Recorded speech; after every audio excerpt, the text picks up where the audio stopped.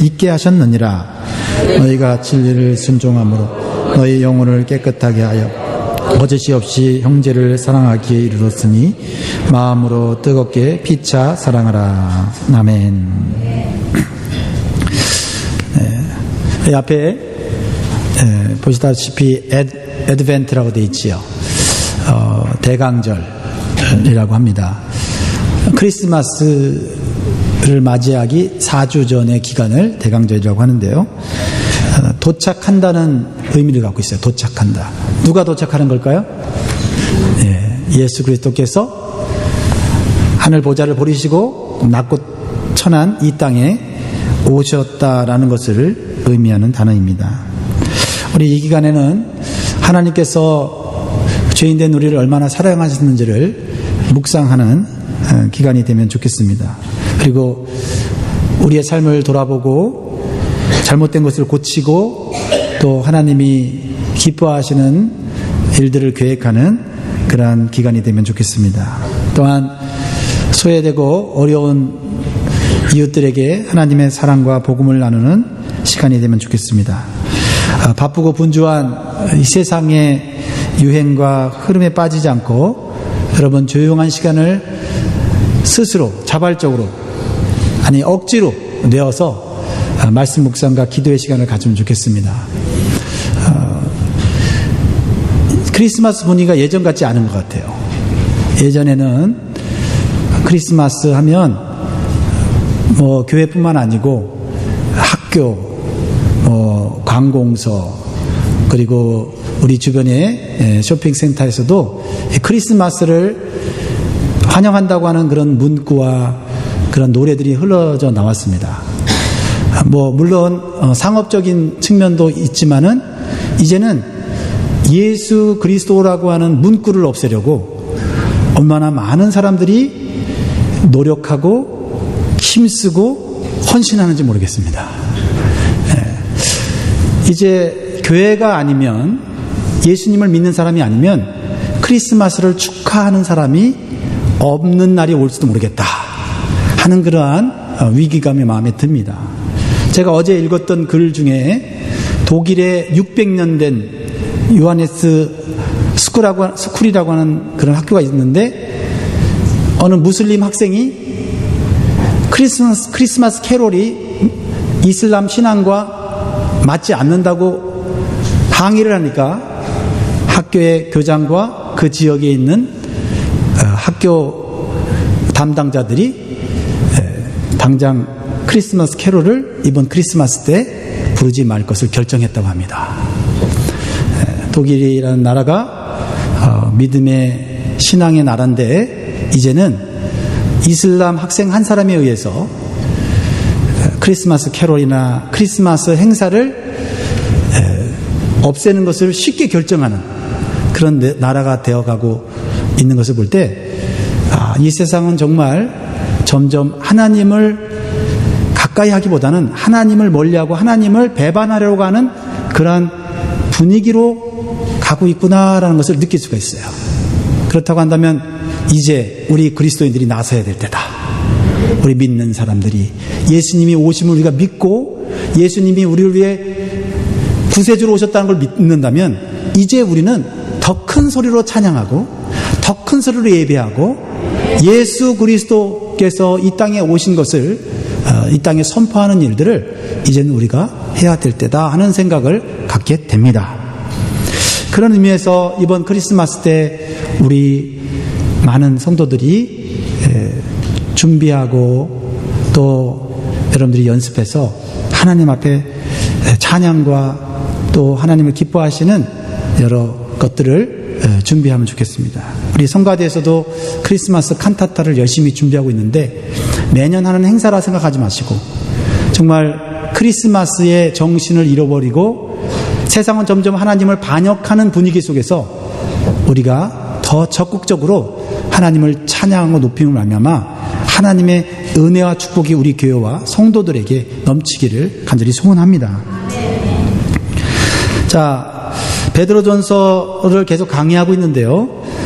오늘 말씀의 제목은 구원받은 자에게 있어야 할 것들입니다. 구원받은 자들에게 있어야 할 것들.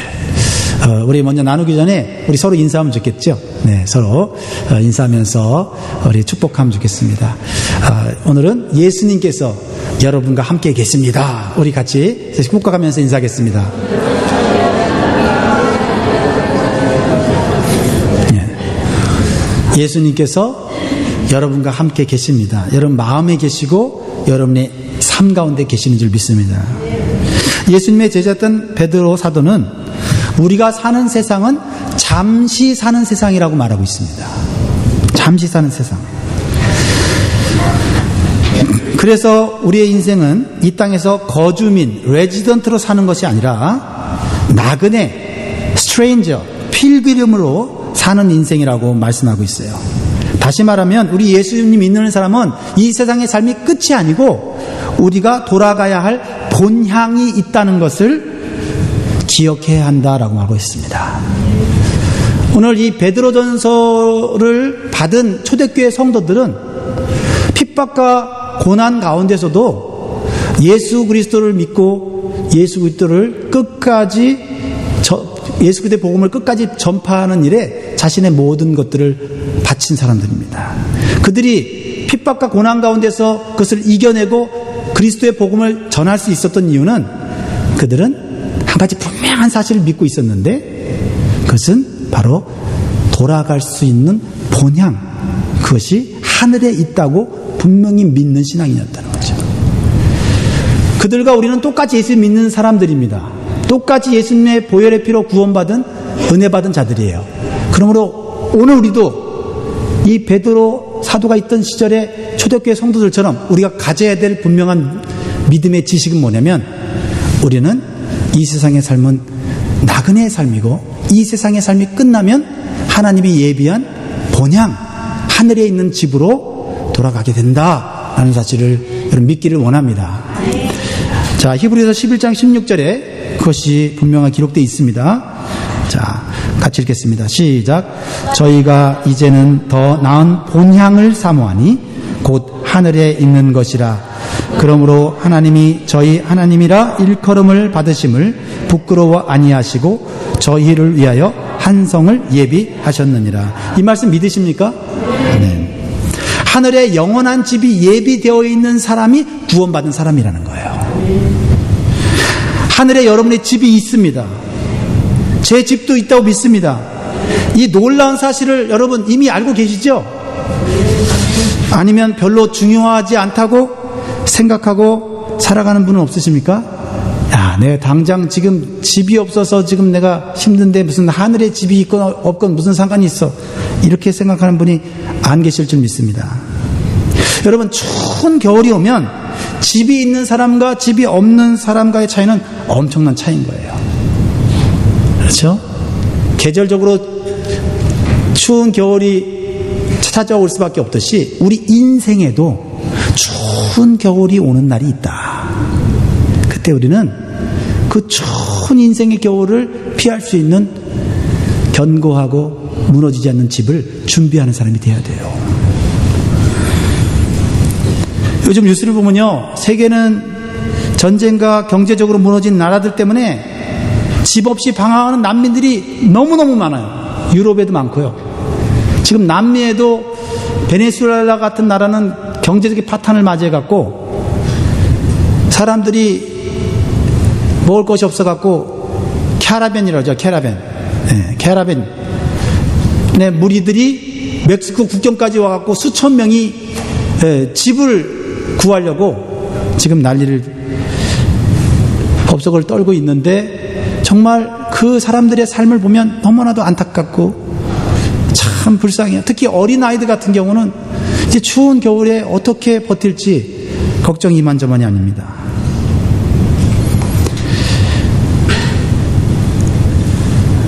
마찬가지로 이 세상의 삶이 끝난 다음에 하늘에 예비한 집이 없는 사람은 어디로 가야 될지 방황하는 난민들처럼 불행하고 비참한 인생을 살 수밖에 없어요. 그래서 오늘 사도 베드로는 본문 17절에서 하나님의 자녀가 된 성도들에게 나그네로서 두려운 마음으로 세상을 살아가라고 권면하고 있어요. 그러니까 구원을 받은 성도인 우리들이 이 세상을 살아갈 때 두려운 마음을 가져야 한다. 오늘 말하고 있어요. 자, 17절 말씀 같이 보겠습니다. 17절 시작. 외모로 보시지 않고 각 사람의 행위대로 판단하시는 자를 저희가 아버지라 부른즉 너희의 나그네로 있을 때를 두려움으로 지내라 말씀하고 있어요. 이 두려움은 세상이 주는 두려움이 아니고요. 이 두려움은 성령이 주신 영적인 두려움이에요. 하나님 뜻대로 거룩하게 살지 못한 사람이 느끼는 영적인 두려움이에요. 구원받은 성도에겐 이런 영적인 두려움이 있어야 돼요. 여러분, 세상이 주는 두려움과 성령이 주는 두려움 어떻게 구별됩니까? 세상이 주는 두려움은 그 두려움을 통해서 불안이 나오게 됐어요. 불안감이 생겨요. 그리고 걱정과 근심과 초조함이 생깁니다. 이게 세상이 주는 두려움의 결과예요. 이 세상은 물질 중심의 사회죠. 그래서 돈이 없으면 살 수 없다는 그런 두려움을 줘요. 그렇죠? 그런 두려움이 우리의 삶 가운데 끊임없이 오지 않습니까? 돈이 없으면 살 수 없다라고 이 세상은 끊임없이 우리에게 소리치고 있잖아요. 그리고 이 세상은 능력 중심의 사회예요. 그래서 학력이나 능력이 없으면 제대로 대우받을 수 없다는 두려움을 계속 줘요. 그래서 더 많이 공부해야 되고 더 실력을 가꾸기 위해서 얼마나 노력을 합니까? 그게 다 두려움 때문에 그렇게 애를 쓰고 힘을 쓰는 거죠. 또 이 세상은 외모 중심의 사회. 그래서 잘생긴 사람이나 강인한 신체, 부모로 물려받은 재산이나 사회적 신분이나 지위가 없으면 미래가 보장되지 않는다고 하는 두려움을 자꾸 주는 거예요. 그런 두려움이 하루에도 여러분 우리의 마음속에 들락날락하지 않습니까? 저도 한때 청년 시절에 이 멋진 근육질의 몸매를 만들기 위해서 부단한 노력을 했습니다.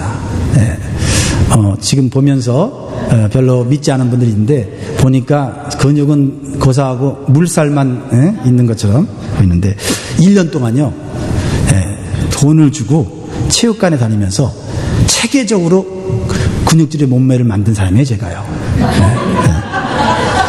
그 변화된 몸매를 보면서 제가 얼마나 자신감이 생겼는지 몰라요. 그래서 말이죠, 옷도 이왕이면 좀 얇은 거 입고 다니고, 얇은 거 딱 근육이 탁 얼마나 근육이 탁 발달했는지 이 양복을 못 입었어요. 양복 여기 밑에가 근육이 커져갖고 뭐 증명할 길이 없으니까 무슨 말을 해도 여러분 믿든지 안 믿든지. 그런데 사실 제 내면 속에 약하면 무시당한다는 두려운 마음이 있었어요. 굉장히 제가 어렸을 때는 말랐었거든요. 너무 말라서 사람들이 나를 바람 불면 날아간다 그랬고 별명이 비실이었어요. 그래서 멀리서 보면 꼭 살아있는 사람이 아니고 죽은 사람 같다 그래갖고 해골 같다고 하고, 그런 어떤 약하다고 하는 어떤 이 사람들의 판단이 저로 하여금 두려움을 주게 됐고, 그래서 운동한다고 하는 그런 명분 아래서 제 몸을 막 굉장히 이렇게 혹독하게 훈련을 시켰던 것 같아요. 세상이 준 두려움이에요. 세상이 준 두려움.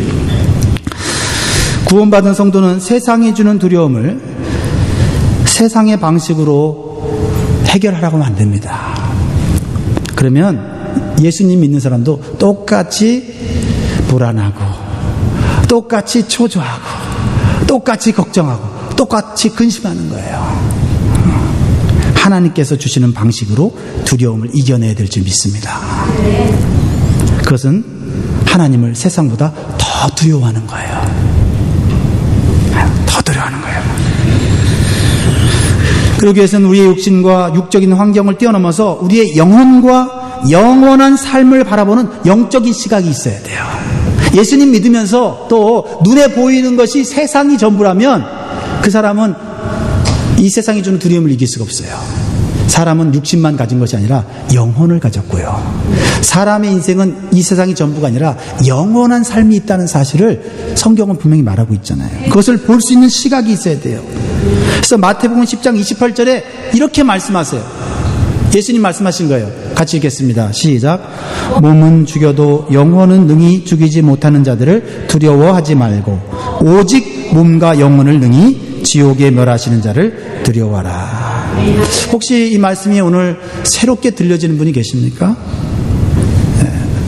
육이 아니라 영혼에 관심을 가져야 돼요. 이 세상이 아니라 천국에 소망을 가져야 된다는 것이죠. 그렇습니다. 단순히 이 세상이 주는 육신의 문제로 두려워하지 말고 영혼의 문제에 대해서 두려워하는 영적인 시각을 가지라는 거예요. 쉽게 말하면 사람을 두려워하지 말고 하나님을 두려워하라는 거예요. 왜 하나님을 두려워해야 됩니까? 오늘 17절 말씀 우리가 읽은 것을 우리가 자세히 묵상해 보면 하나님은 최종적으로 우리의 삶을 평가하시는 분이라는 거예요. 우리는 순간순간 이 세상에서 평가받으며 살아요. 누구한테 평가받아요? 사람들에게 평가를 받죠. 그러나 사람이 우리의 인생을 최종적으로 평가하는 게 아니에요. 우리의 인생의 전체를 최종적으로 평가하시는 분은 바로 하나님이세요. 그래서 세상의 평가를 두려워하지 않고 사람의 평가를 두려워하지 말아야 돼요. 우리는 하나님의 평가를, 하나님의 판단을 두려워할 줄 알아야 돼요. 그러할 때 우리는 세상의 두려움을 이겨낼 수 있다는 거예요. 17절 다시 한번 제가 읽고 싶어요. 17절. 외모로 보시지 않고 각 사람의 행위대로 판단하시는 자를 너희가 아버지라 부른즉 너희의 나그네로 있을 때를 두려움으로 지내라. 하나님 말씀은요, 듣기에 좀 불편하고 이해가 안 돼도 그것은 꼭 한약과 같아서 아멘으로 받아들이면 내 삶 가운데 좋은 결과를 낳는 줄 믿습니다. 하나님을 각 사람의 행위대로 판단하시는 자라고 표현하고 있어요. 인생의 마지막 날의 재판장이에요. 우리가 법원에서 편지가 날라오면 그냥 덜컥 겁이 나죠. 법원에서 뭐 좋은 일로 편지가 와도 그 편지를 끝까지 읽을 때까지 겁이 나죠. 내가 무슨 잘못이나 죄가 있는가 생각하기 때문이죠. 그리고 불안해지기 시작했죠. 왜냐하면 내가 잘못한 것 이상으로 불이익을 당할 수도 있기 때문이에요. 그리고 실제적으로 이 세상에서는 여러 가지로 불공평한 재판이 이루어지기도 해요. 그래서 세상이 주는 두려움은 불안과 걱정과 초조함을 만들어내는 것입니다. 그러나 하나님은 이 세상의 재판장과는 완전히 다르신 분이에요. 외모로 판단하지 않는 분이라고 말하고 있어요. 돈이 있다고 죄가 없다고 말하거나 사회적 지위가 있다고 해서 형량을 적게 때리거나 외모를 가지고 불공평하게 판단하는 분이 아니시다라는 거예요. 그래서 내가 잘못하지 않았는데 불이익을 주시거나 돈에 매수되어 잘못된 판단을 하는 분이 아니기 때문에 우리는 하나님을 두려워해야 한다. 하나님을 거꾸로 말하면 신뢰해야 한다. 이렇게 되는 거예요.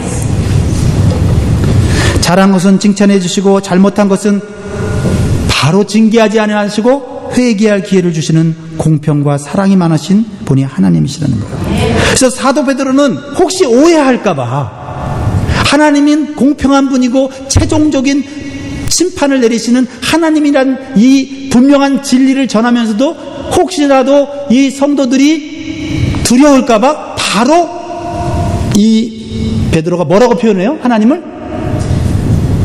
뭐라고 표현해요? 아버지.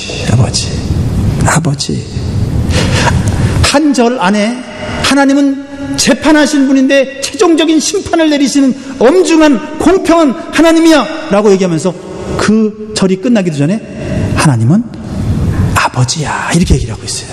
무엇을 의미하세요? 여기서 사도 베드로가 의도하는 바는 세상이 주는 두려움과 하나님이 주시는 두려움을 구별하기를 원하는 거예요. 아버지는 어떤 분이에요? 우리가 생각하는 아버지 역할은 뭐예요?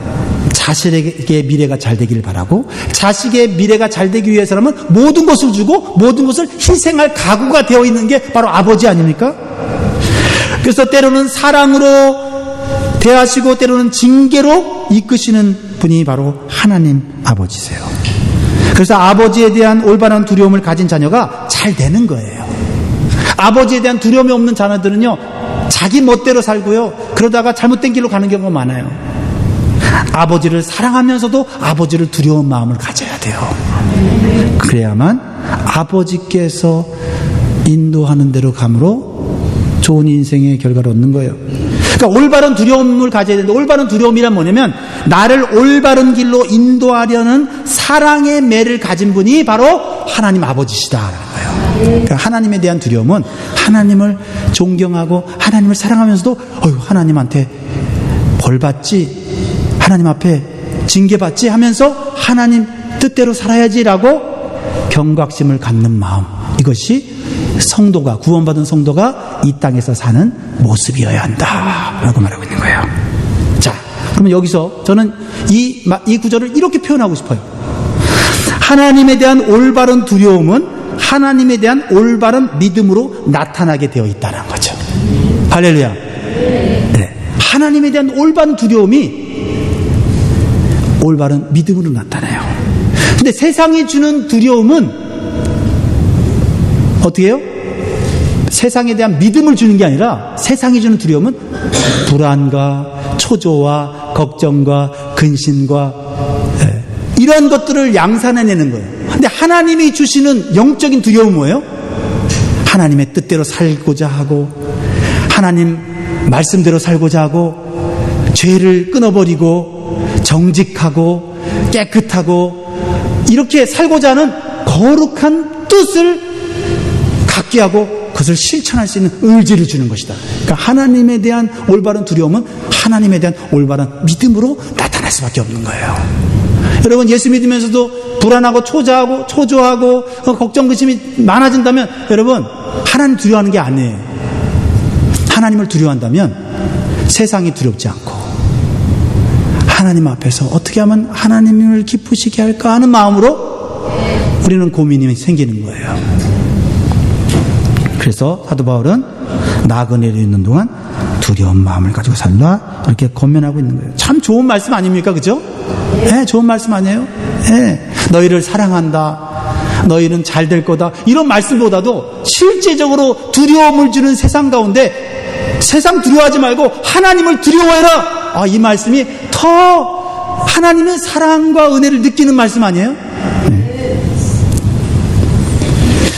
그러면 아버지의 하나님에 대한 올바른 믿음은 무엇이에요? 죄인인 나를, 죽을 수밖에 없는 죄인인 나를 구원하기 위해서 하나님이 피를 흘리셨다는 거예요. 하나님이 희생하셨다는 거예요. 피는 생명을 의미하잖아요. 피를 흘리셨다는 것은 생명을 주셨다는 거잖아요. 내 죄를 대속했다는 거잖아요. 베드로전서 1장 18절로 19절 말씀 읽어봅시다. 시작. 너희가 알거니와 너희 조상의 유전한 망령된 행실에서 구속된 것은 은이나 금같이 없어질 것으로 한 것이 아니요 오직 흠없고 점없는 어린 양 같은 그리스도의 보배로운 피로 한 것이니라. 우리가 하나님을 두려워해야 되고 하나님께서 최종적으로 심판하시는 재판장이시고 그럼에도 불구하고 하나님은 우리를 너무나도 사랑하신 분이기 때문에 우리가 하나님을 믿어야 된다는 그 이유는 뭐냐면 하나님 우리를 위해서 먼저 희생하셨다는 거예요. 우리를 위해서 피를 흘리셨다는 거예요. 우리를 위해서 생명을 주셨다는 거예요. 우리를 위해서 그 아들 예수 그리스도를 십자가에서 대신 죽게 하심으로써 죄값을 치르셨다는 거예요. 그래서 죄의 노예가 되었던 인간들을 예수 그리스도의 죽음을 통해서 구원하신 거예요. 옛날에는요, 노예를 해방시키기 위해서는 상당한 돈을 지불해야만 했어요. 그 돈을 속전이라고 해요. 속전. 랜섬. 들어보세요. 랜섬. 그러니까 돈을 주고 노예를 해방시키는 것, 자유인이 되게 하는 것, 그것이 구속이에요. 구속.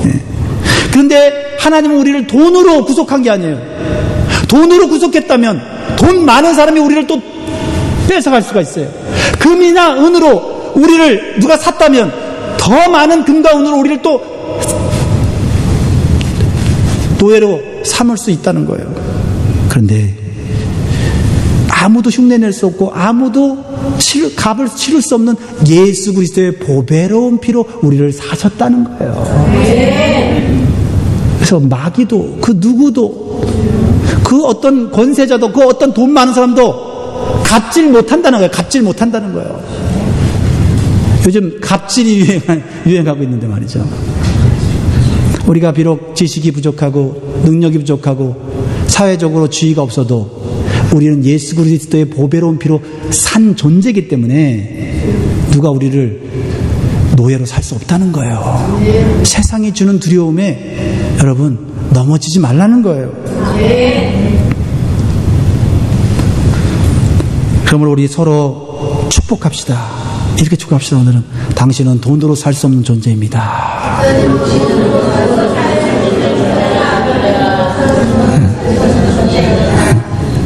여러분, 오직 예수 그리스도 피만이 여러분을 산 것이에요. 그러니까 여러분에게 두려움을 줄 수 있는 분은 오직 하나님밖에 없어요. 사랑하는 성도 여러분, 사도 베드로는 핍박받고 고난받는 초대교회 성도들에게 이 베드로전서를 통해서 위로와 경고를 하고 있는 거예요. 이렇게 엄청난 희생과 대가를 지불해서 구원하시고 거룩한 하나님의 자녀가 되게 하셨는데 정신을 차리지 않고 세상에서 다시 죄를 짓고 세상이 주는 두려움 때문에 무릎 꿇고 살아간다면 놀라운 구원을 받고도 은혜를 받고도 어리석고 미련한 삶을 살고 있는 것이라는 거예요. 모든 사랑을 쏟아부으신 하나님을 슬프게 하는 것이라는 겁니다. 그러면 베드로 사도는 구원받은 성도는 어떻게 살아야 한다고 권면하고 있는 것일까요? 첫 번째는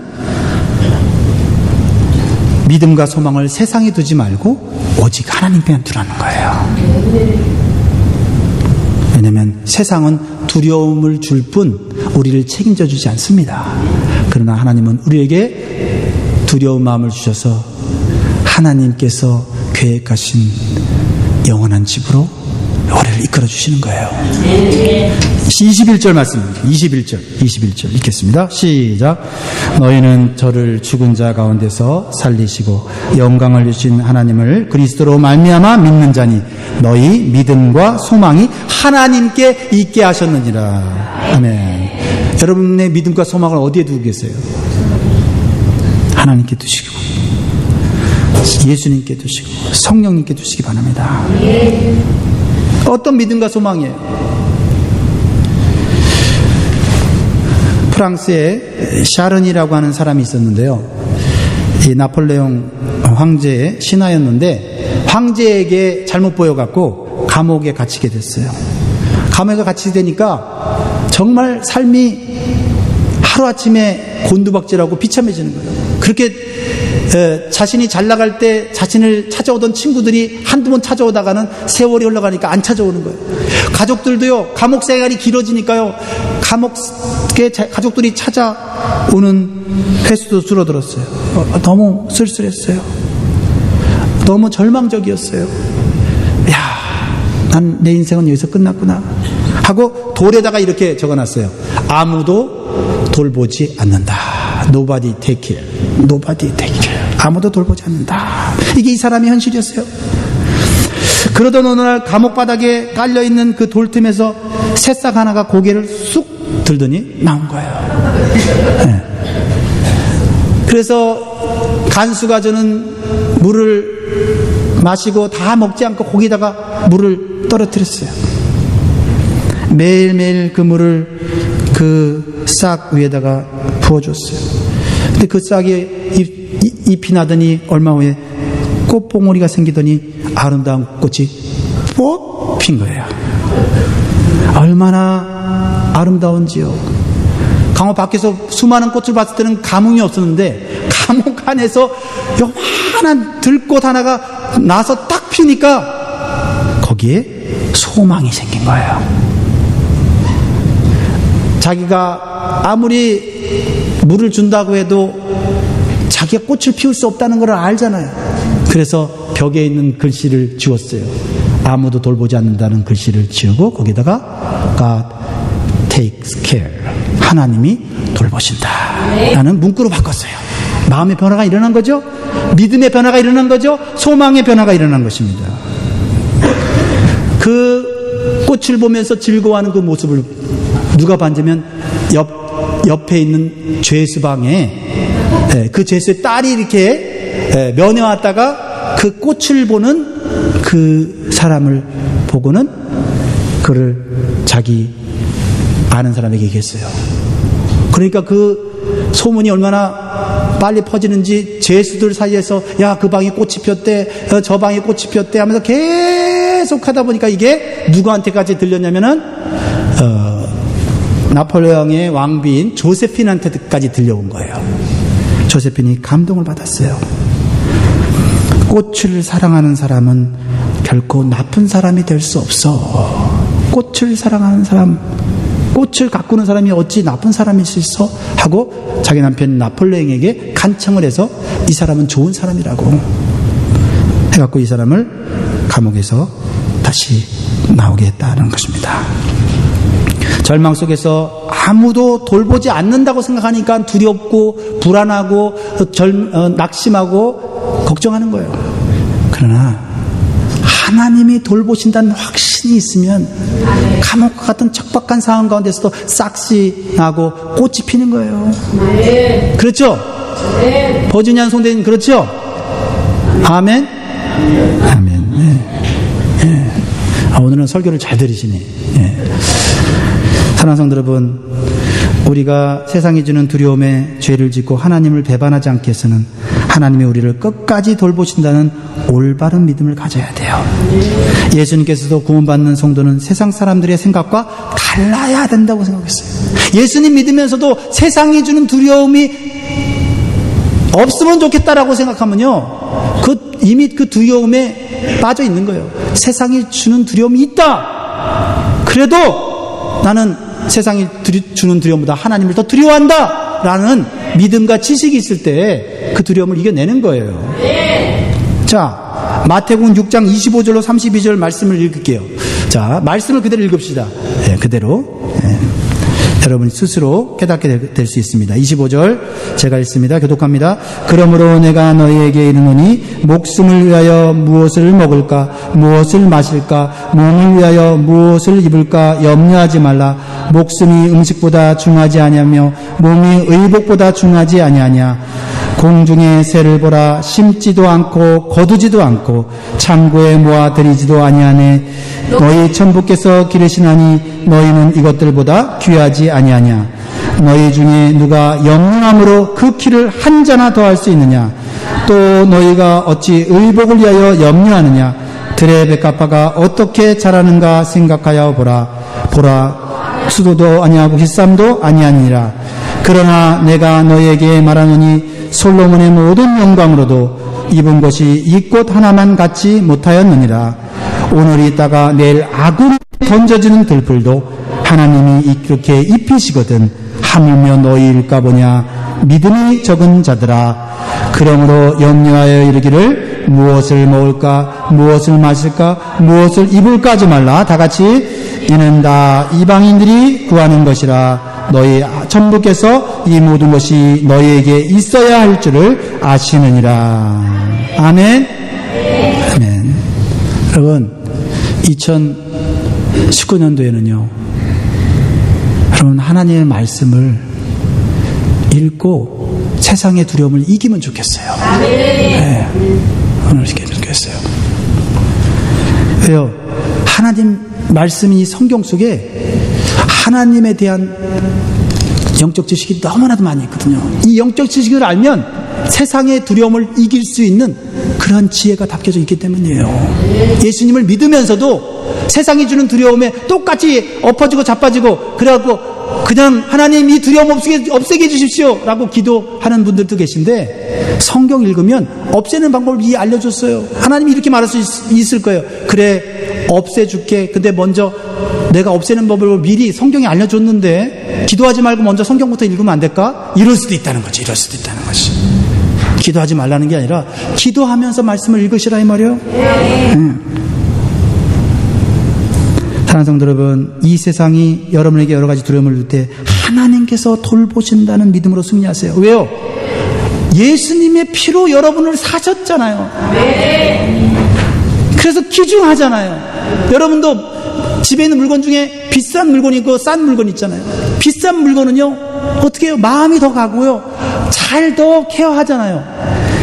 은이나 금으로 우리가 산 게 아니라 그리스도의 보배로운 피로 우리를 샀다면 하나님이 이 험악한 세상에서 그냥 비참하게 인생이 끝나도 내버려 두시겠냐는 거예요. 예. 예? 정말 비참하게 죽을 것 같으면 하나님 빨리 데려가셔서 천국에서 평안하게 살게 하실 거예요. 그런 믿음이 있어야죠. 믿음이 있어야죠. 하나님을 아버지라 부르고 예수님의 보배로운 피로 구속한 하나님의 존귀한 자녀라고 선포하십시오. 그러므로 이 세상이 규정하는 외모, 능력, 물질에 의해서 여러분의 존재의 가치가 측정되기를 과감하게 거부하시기 바라요. 세상이 나를 평가할 때 나는 너희들의 평가를 받지 않는다. 나는 오직 하나님의 평가를 받는다라고 담대하게 선포하며 나가시란 말이에요.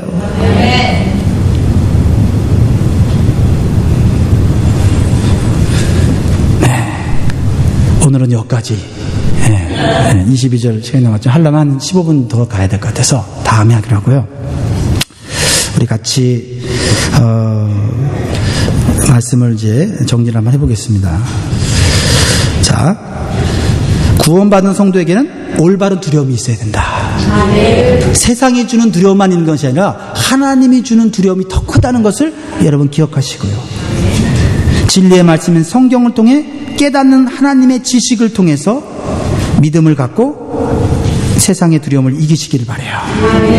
그리고 하나님 말씀에 순종함으로써 우리가 서로 뜨겁게 사랑하는 저와 여러분 되기를 주님으로 축복합니다. 우리 찬양하고 기도하는 시간을 좀 갖겠습니다. 하나님 우리를 얼마나 사랑하시는지 그걸 알면 우리가 세상 앞에서 두려워 떠는 것을 하나님은 슬퍼하실 거예요. 하나님 사랑하시고 우리를 존귀한 존재 만들었는데 그저 세상 앞에서 무릎 꿇고 말이죠. 세상 방법으로 어떻게든 살려고 하는 그런 것을 벗어 던지고 하나님의 사랑 안에서 다시 회복되고 사람들이 뭐라고 하든 세상이 뭐라고 평가하든 하나님 안에서 우리는 다시 일어서야 합니다.